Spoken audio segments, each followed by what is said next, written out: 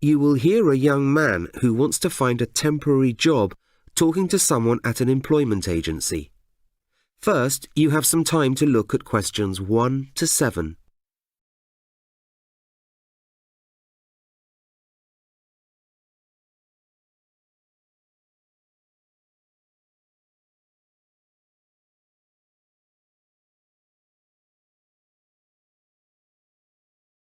You will see that there is an example that has been done for you. On this occasion only, the conversation relating to this will be played first. Hi, I'm looking for a temporary job. OK, please take a seat. I'll get some details from you and see what we can do. Thank you. OK, so you're looking for temporary work. Would that be full-time or part-time? Well, I'd be happy with either at this point, but I'd prefer full-time rather than part-time, really. OK, well, I'll put you down for that then. Fine. Stephen says that he would prefer full-time work, and the agent says that she will register him for that. So, full-time has been written in the space. Now we shall begin. You should answer the questions as you listen, because you will not hear the recording a second time. Listen carefully and answer questions 1 to 7. Hi, I'm looking for a temporary job. OK, please take a seat. I'll get some details from you and see what we can do. Thank you.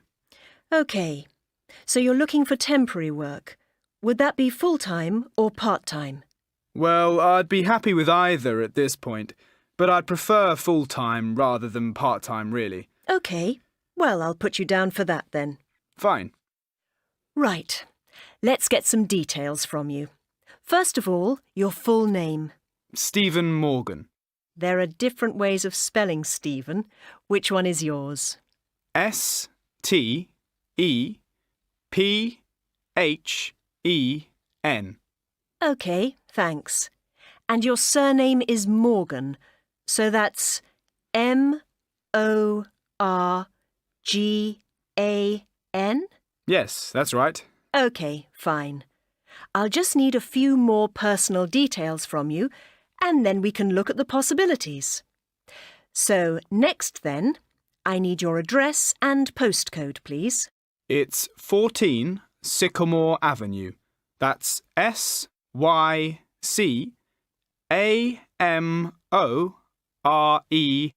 Avenue. And it's number 14, right? Yes, that's right. OK, and the postcode? L-M-6 8-P-B. OK, I've got that. Next, I'll need a contact number so that we can get in touch with you if and when something suitable comes up. Please say it slowly. 07438972118. Right, thanks. That's all the personal and contact details. Now, I just need to fill in a couple more sections for our records here. The first one is your current situation. Are you working now?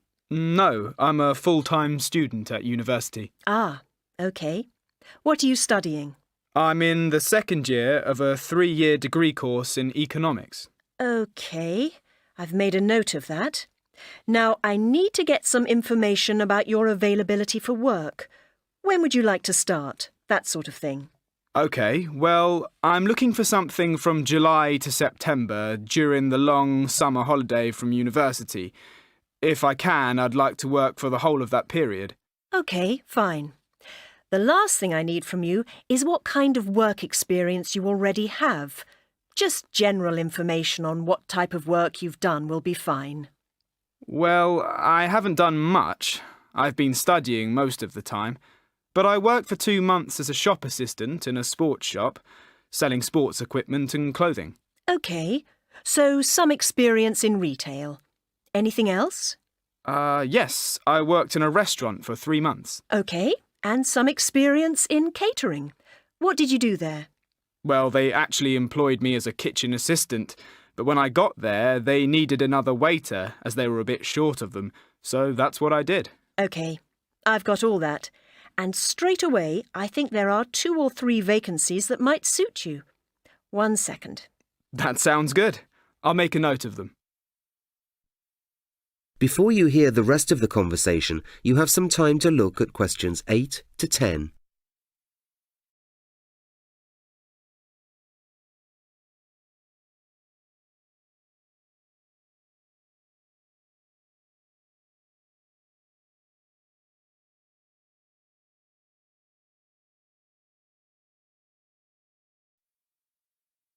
Now listen and answer questions 8 to 10. Right. First of all, there's a cafe in the town centre that's looking for an extra assistant for the busy summer period. That might work for you. There might be some evening work involved in that. They work a shift system there as they stay open in the evening. OK, that sounds possible. Well, they're holding interviews for that next week, so I could fix that up for you. Great, thank you. OK. I'll let you know about interview dates and times once I hear back from them. Fine, thanks. Also, the Tourist Information Office is looking for people to do administrative work. It doesn't involve giving any advice to the public. It's in an office behind the scenes there. Would that be of interest? It requires computer skills. That's not a problem. Yes, I'd be really interested in that. OK. I'll email them your details. What else have we got? OK. Finally, the new department store is looking for temporary staff over the summer period. At the moment, they're looking for people to work in the electronic goods department, serving customers. Interested? Yes, that's another possibility, I guess. OK. I'll email them your details too. So, we've got a few possibilities, and I'll get in touch with you when I hear something back from them. That's great. Thanks very much. I'll wait for your call then. That's the end of section 1. You'll have 30 seconds to check your answers.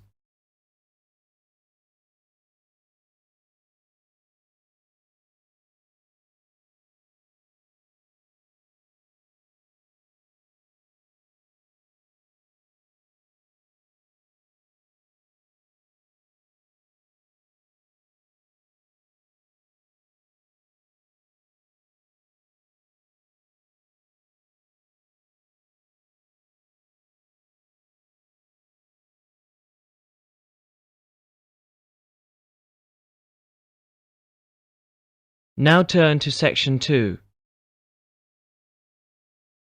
You will hear a teacher talking to parents at the beginning of a parents' evening at a school.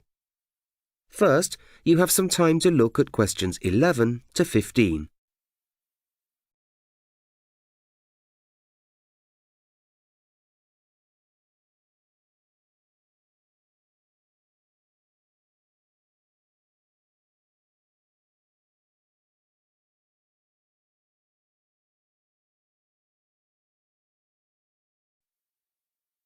Now listen and answer questions 11 to 15.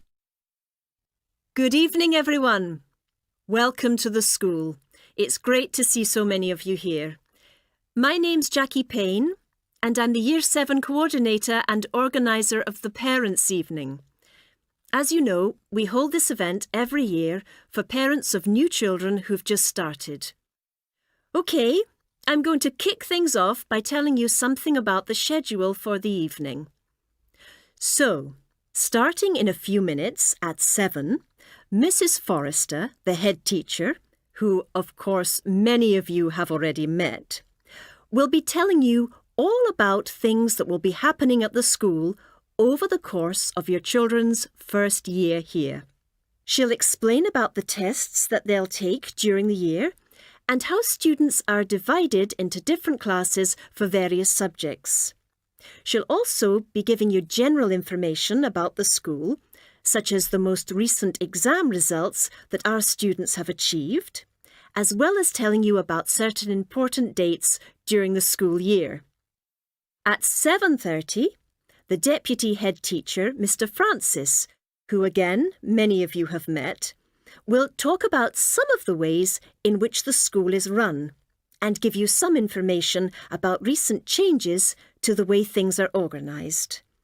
For example, we've just introduced different arrangements for lunch times so that we can avoid overcrowding and make it easier for everyone to eat their meals without having to wait too long. He'll also give you details of our new guidelines and policies concerning behaviour. This is generally very good at this school, but we've decided to introduce a few new rules to deal with one or two issues that have come up recently. The final talk, from 7:45 to 8, will be given by a current student at the school, and she'll be telling you about some aspects of daily life here from the point of view of someone attending it. She'll also talk about the school trips that happen every year, specifically about the ones that your own children will be going on. And she'll be showing you how your children will use certain websites a bit later in their first year. These are connected with doing homework and with research for projects they'll be doing in their lessons. So we feel it's a good idea for you to find out how these work so that you can help your children to navigate their way around, and also for your own information, of course. Before you hear the rest of the talk, you have some time to look at questions 16 to 20.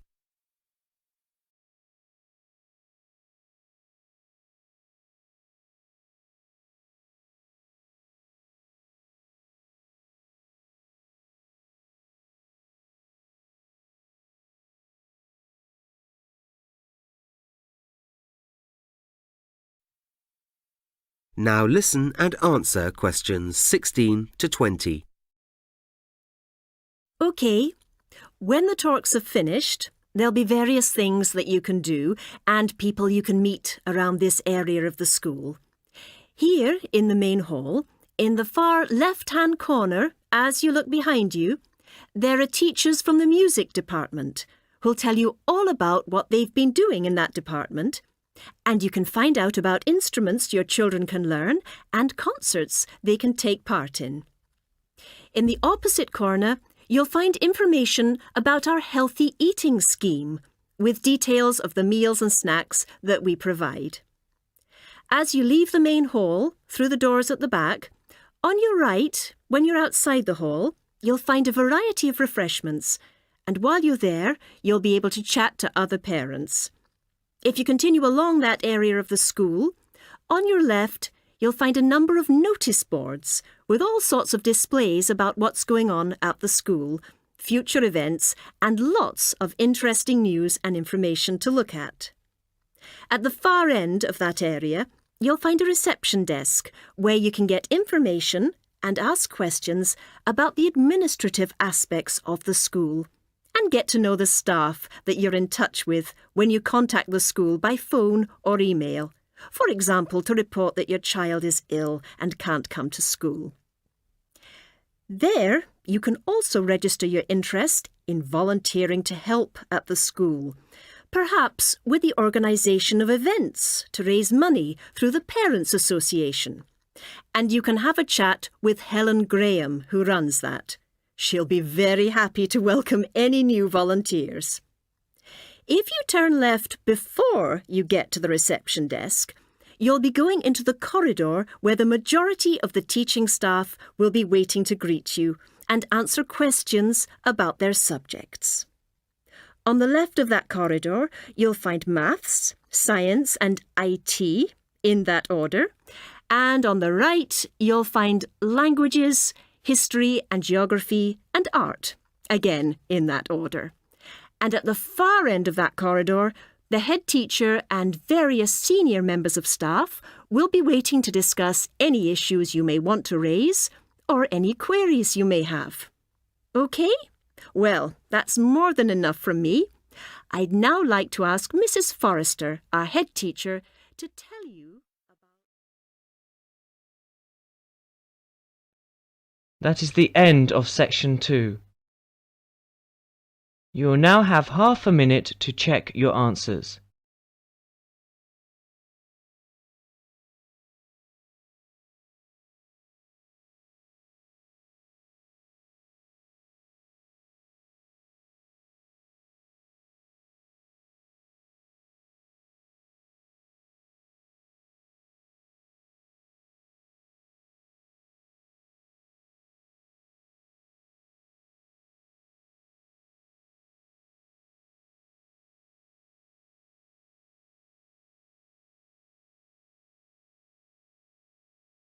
Now turn to section 3. You will hear two students, Liam and Holly, discussing an assignment they are doing which involves studying the history of a particular British national newspaper. First, you have some time to look at questions 21 to 24.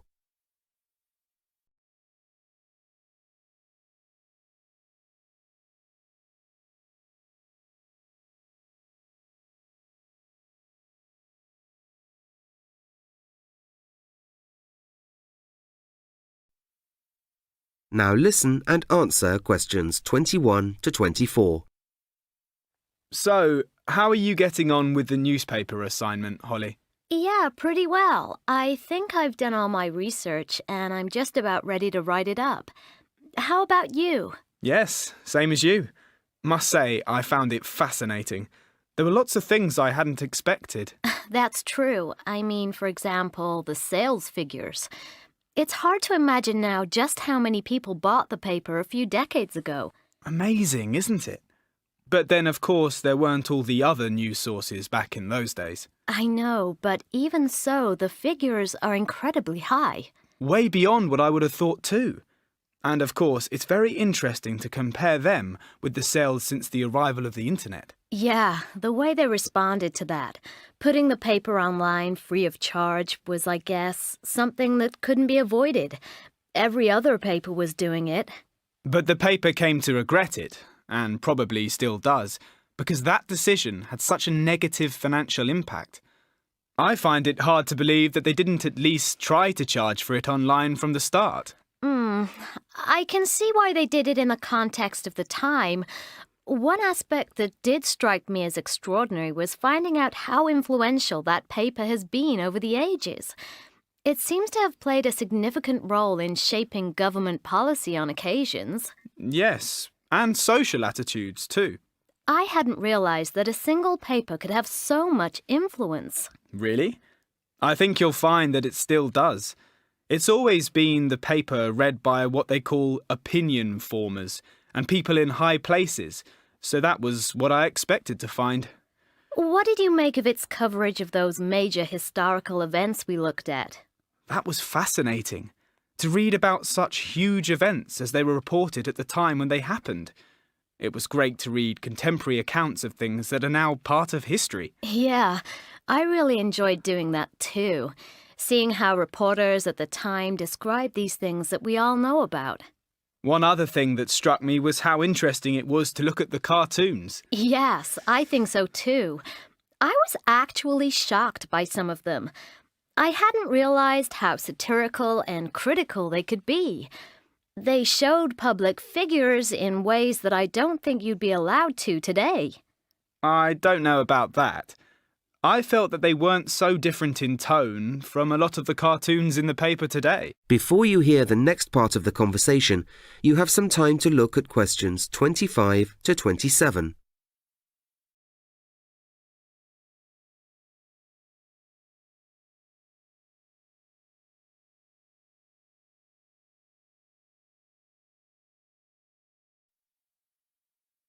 Now listen and answer questions 25 to 27. Okay, so that brings us to the section of our report that has to cover major changes in the paper over the last few decades.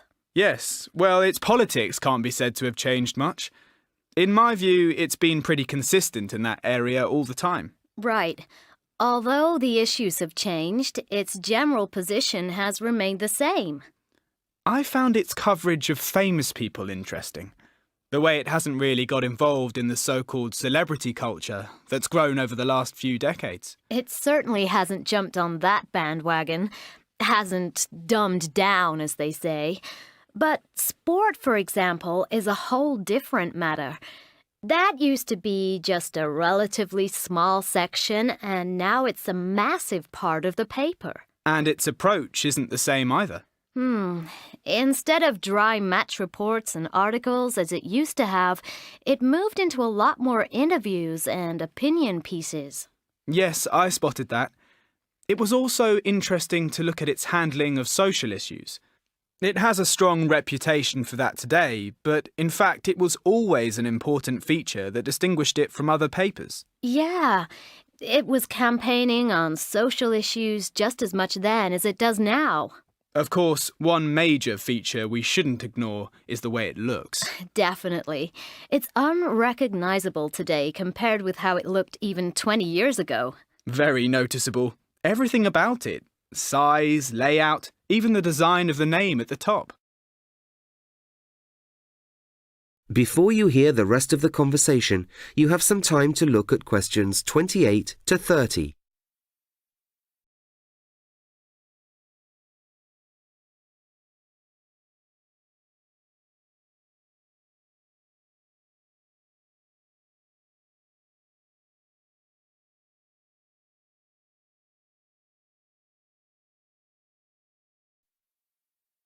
Now listen and answer questions 28 to 30. Okay, so now we need to have a general section about British newspapers over the last few decades. What are you planning to say in that? I'm going to focus on the way a lot of British people form their opinions of other people on the basis of which newspaper they read. It's one of the ingredients that makes people decide what sort of person someone is.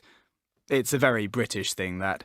And I'm going to write about the assumptions that people make of the readers of various papers. That's really interesting. Nice idea. I'm going to look at the issue of loyalty to a particular paper. I'm going to look at why people might change from reading one paper to another as they get older, whether price changes have any significant impact on sales, that sort of thing. It seems to me that the key point here is that while some people stick with the same paper all their adult lives, others change the paper they read as their own lives change. So I'm going to look at the kind of life changes that result in a change of paper. That's a really good idea. Wish I'd thought of it. Anyway, it's been enjoyable doing this project, hasn't it? I think it was great that the main focus was on one particular paper rather than all of them, which would have been too big a topic to tackle for the whole project. Yes, it meant we could look at one thing in depth rather than just a superficial view of a lot of them. It's one of the better things we've done on the course. Definitely. That is the end of section 3. You will now have half a minute to check your answers.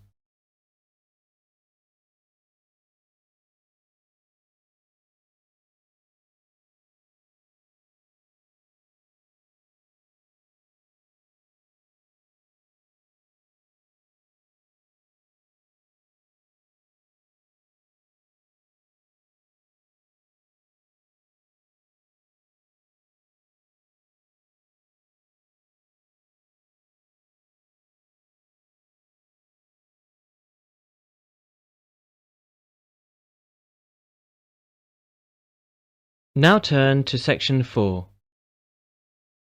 You will hear a lecturer at Tower Bridge in London. First, you have some time to look at questions 31 to 34.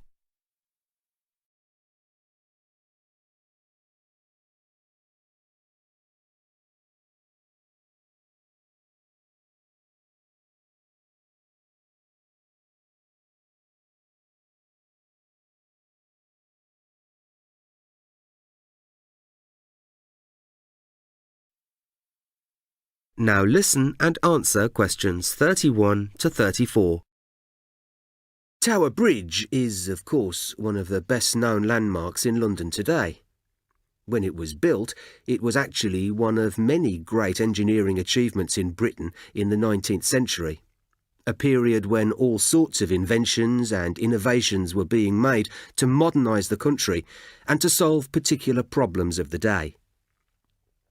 In this case, the problem was how to provide another way of crossing the River Thames in that area of the river, the East End of the city. That part of London had become a very busy port, and it was densely populated. The nearest bridge at the time was London Bridge to the west of the port area. To provide a way of crossing the river in this part of the city, Tower Subway was built in 1870. This contained an underground railway, one of the world's first, but it didn't last for long. After 3 months, it closed, and Tower Subway was then reopened as a pedestrian tunnel, with users paying a toll to walk through it. Public demand for another crossing to be built grew, as it was taking both pedestrians and vehicles a long time to cross the river. The sheer volume of traffic and people was so great that people were delayed for hours when trying to use the available crossings. Eventually, in 1876, the Special Bridge or Subway Committee was formed to produce the solution, and a public competition was set up to choose the best design. Over 50 entries and a considerable amount of controversy over which to select, until in 1818 a design submitted by Horace Jones, the city architect, was chosen. Construction began in 1886, and it involved 5 major contractors and 432 construction workers until the bridge was finally completed and opened 8 years later, in 1894. The key issue when it came to the design of the bridge was that it wasn't possible to build a traditional fixed bridge in that location, as such a bridge would have prevented ships with tall masts from gaining access to the port facilities in that part of the river. So a type of bridge called a bascule bridge was devised. This involved 2 towers built on piers in the centre of the bridge, with 2 equal bascules between them. These bascules were pieces that could be raised and separated from each other so that ships could pass through the bridge. On each side of the towers, piers and bascules, there were 2 suspension bridges. Between the central towers were high-level walkways for the use of pedestrians when the bridge was open.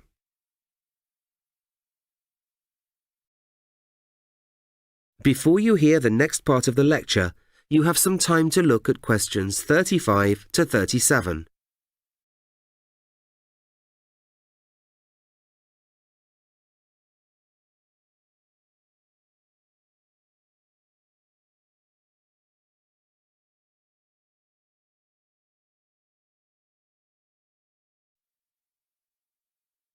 Now listen and answer questions 35 to 37.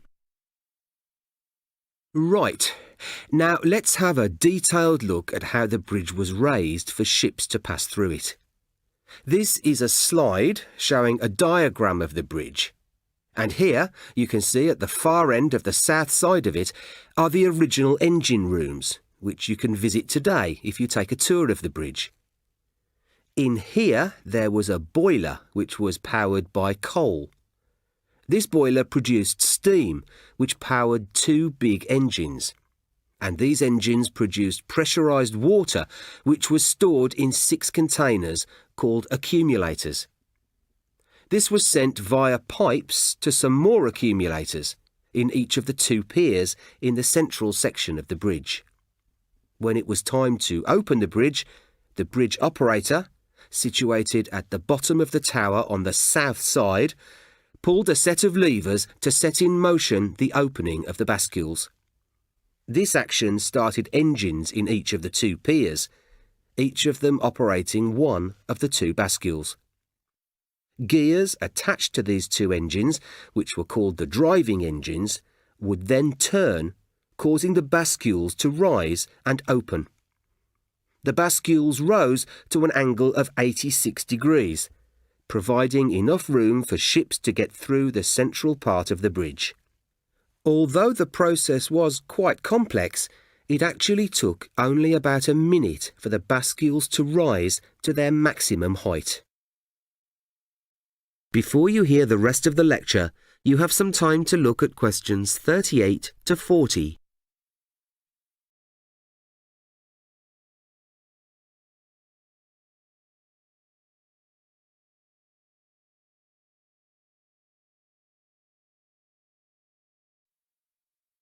Now listen and answer questions 38 to 40.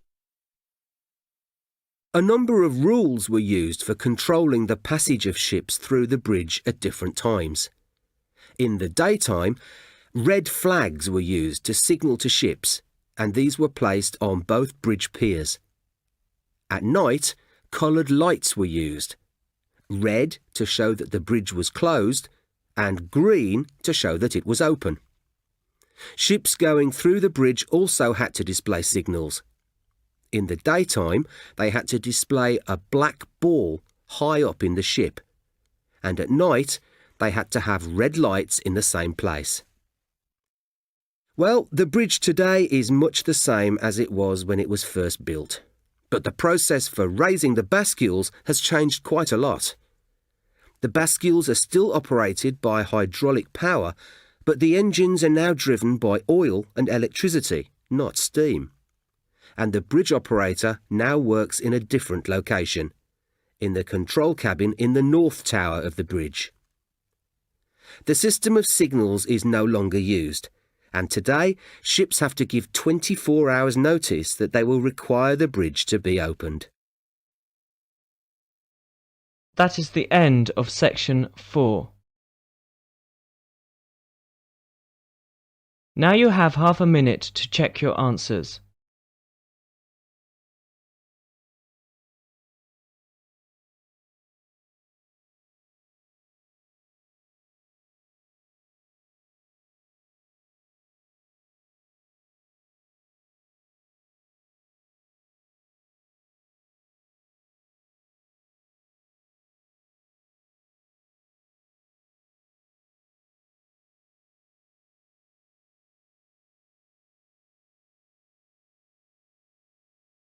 That is the end of the listening